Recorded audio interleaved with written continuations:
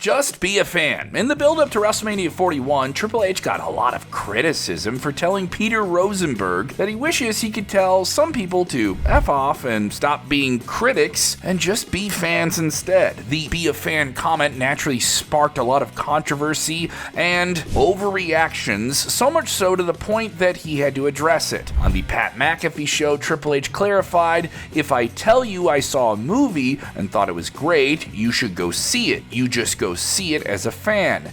Maybe you like it, maybe you don't, but if I tell you to go watch that movie and give me a report on what worked and what didn't, you're going to go watch it differently. That's my point." His clarification gave weight to his perspective in the digital social media age where people don't just share an opinion, they share a hot take, seeking a reaction that goes with it when they share it online. The former world champion is right when he said that at one point we were all fans before we chose to become critics, and social media kind of barrels that up. Now, did that calm the boo birds down from booing? No. A lot of people have a lot of passionate reactions to this. He cited the criticism towards Jey Uso winning the Royal Rumble and said that despite all of that, the live audience was cheering, and that's who they listened to. I was there. That crowd lost their minds when Jey Uso won the Rumble. Was some time removed from those controversial comments that Triple H made, have things changed in any better direction with this issue? Are we, the wrestling public, just supposed to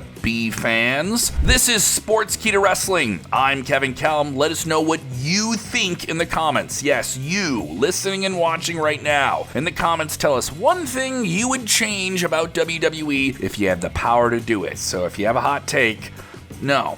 Tell us the one progressive thing you would do in the comments below. You know the deal. Hit the like button and get us to 200,000 subscribers. So, has WWE improved with this temperament and the people that have discontent? Sort of depends on who you ask. Many fans are vocal online and they're not happy. This doesn't represent everyone watching, but you can hear the discontent from that vocal minority, especially on social media. If you watch WWE shows, you still see fans packing arenas and stadiums, but is this just the common divide between the diehard internet wrestling community and the casual wrestling fan that doesn't know that Jim Cornette has a podcast?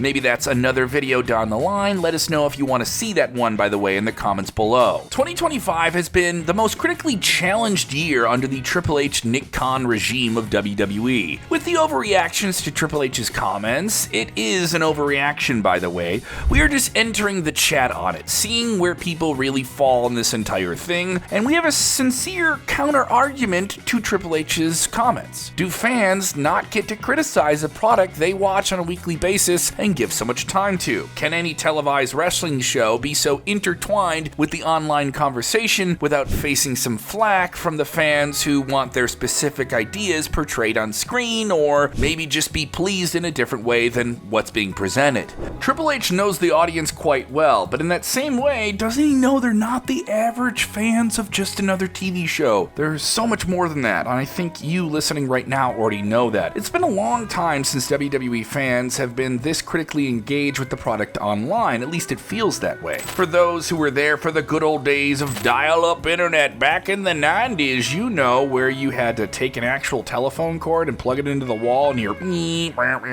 yeah, all that. You could probably remember the forums, the message boards. The modern internet as we know it might have everything concentrated into a handful of apps on your phone and has broken things up in a very different way, but the internet back then may have been a little bit more democratic objectively. There were forums dedicated to wrestling, just like there were forums dedicated to other specific topics, and it was there that the forums were really showing some fans critical of everything and anything WWE or any other televised wrestling show. So were the fans supposed to STFU and just be fans? The relationship that WWE fans have with the product is a unique one. The fact that WWE has been able to survive all sorts of rating slumps, the pandemic, through the years, all these different things, it's only due to the fact that they have such an unimaginably loyal fan base that has kept them going 52 weeks a year now into the Netflix times that we're in.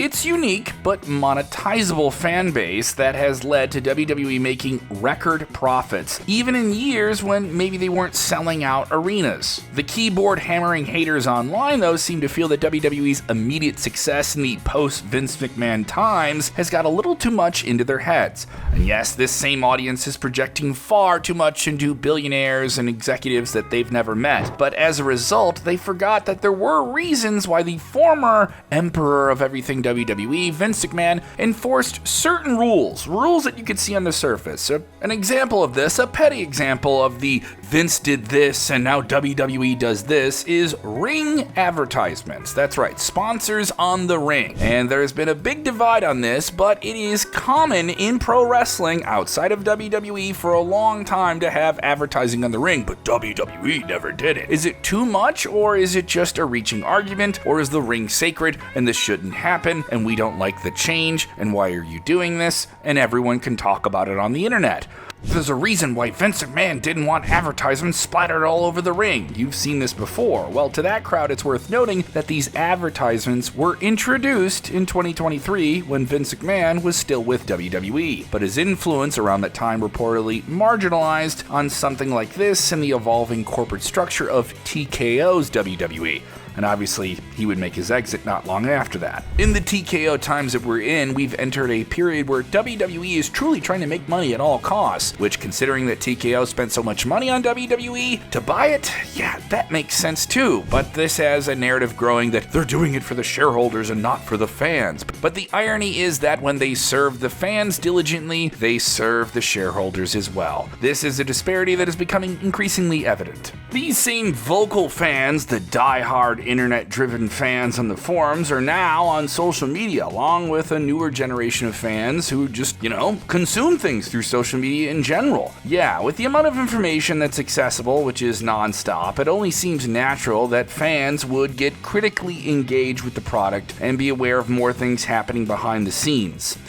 I mean, WWE is even going out of their way to produce a Netflix docu-series that talks about the entire nature of creating these stories and presenting them at the production level. Is it only valid that when fans talk about the positive things of how WWE does their show that they can't be critical of this new regime as well? WWE fans being critical of the product is nothing new. The difference between the old regime and the current one is that they never felt the need to maybe address that before. Even at the start of this newer era, WWE, the product, was doing the talking. It was all about giving the fans what they wanted, and the moment that they were facing the fire, it looks like the type of response you see here is, deflective? Yeah, it feels that way. If WWE is really listening to those live audiences as their true barometer, which is fair, and that makes a lot of sense, and those fans spend a lot of money and time to get there, there's one question we have, just a simple one. If they're listening to the fans' reactions, where on earth is someone like Karrion Kross, who recently has gotten those fans engaged? He has engaged the masses who now want to see him kick some of those asses. There is a progressive route past all of this conflict within the wrestling world. The ideal way would go about it would see maybe someone like a Triple H or someone else in WWE of rank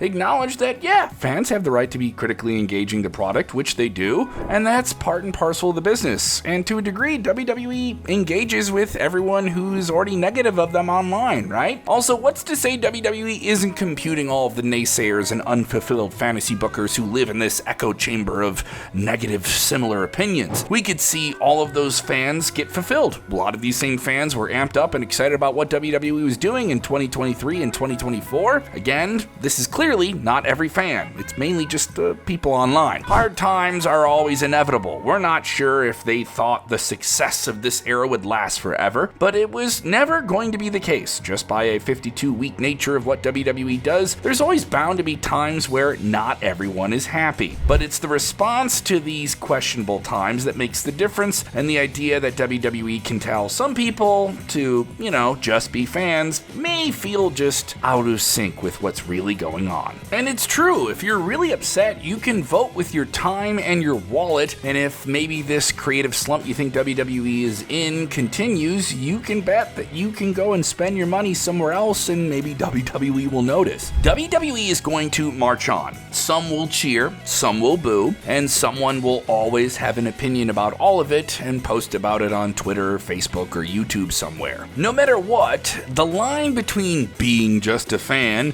and being a critic gets blurry when everyone has a megaphone of a smartphone in their hands at all times. As always, thank you for watching, and let us know your opinion, because it matters to us whether you're a fan or a critic, in the comments below.